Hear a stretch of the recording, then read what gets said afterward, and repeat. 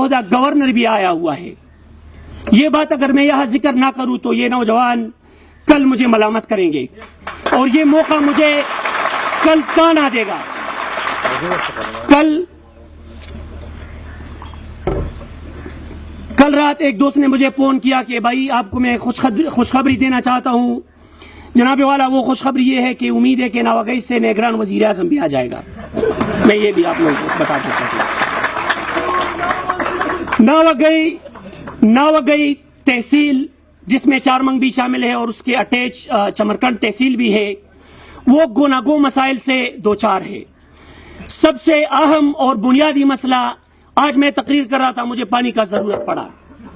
دوستو باجوڑ ایجنسی میں ناوگئی تحصیل ایک ایسا علاقہ ہے اس کے کچھ گاؤں کے میں ذکر کرنا چاہتا ہوں بہت ضروری میں سمجھنا چاہتا ہوں. بر کمانگرا لر کمانگرا خونکلے بانڈو اور پڑمخئی یہ ایسے گاؤں ہے کہ وہاں پر پانی موجود ہی نہیں ہے. لوگ گدوں پر اور خواتین جو ہمارے پشتون معاشرے کے ایک عزت ہے وہ رات کے وقت کیونکہ پردے کی وجہ سے وہ دن کے وقت وہ ضرورت پورا نہیں کر سکتے تو رات کے وقت وہ سروں پر پانی لے کر سارے دن کے لیے ضرورت پورا کرتے ہیں.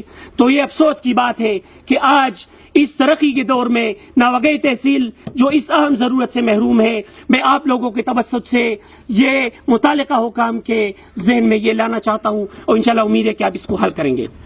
دوسرا جو سب سے بڑا مسئلہ ہے آج 2018 میں ہم سانس لے رہے ہیں ہم سب اور اس دور کے بہت سارے ضروریات ہیں اس میں میرے بھائی نے ذکر کیا میں تکرار نہیں کرنا چاہتا ہوں لیکن یہ ضرور کہنا چاہتا ہوں کہ ناوگئی تحصیل میں تقریباً ایک ہفتہ پہلے یا 2 ہفتے پہلے یہ نیٹ ورک بحال ہوا لیکن یہ محدود علاقے کے لیے بحال ہوا. میں مطالبہ کرتا ہوں کہ اس نیٹ ورک کو سارے ناوگئی میں بلکہ سارے باجوڑ کے جتنے نیٹ ورک ہیں وہ ناوگئی میں بھی بحال کیے جائے. یہ میرا مطالبہ ہے. اور تیسرا جو اہم مطالبہ ہے میرا وہ یہ ہے کہ ناوگئی سے ناقی تک جو روڈ پہ کام ہو رہا ہے وہ سست روی کا شکار ہے اس کو جلد از جلد بنایا جائے کیونکہ لوگوں کو درد سرد بنا ہوا ہے. جناب والا میں اپنی تقریر کو پشتو کے اس شعر پہ ختم کرنا چاہتا ہوں کیونکہ میں نے ٹائم زیادہ لیا اور وہ شعر ہے کہ پشتو کے اس شعر پر کہتے ہیں کہ د وطن ناوی استاد جنج پلیونوں میں قسم د وطن ناوی استاد جنج پلیونوں میں قسم او استاد امن سر ډولۍ با د زړه کور ته خامخا راوړم.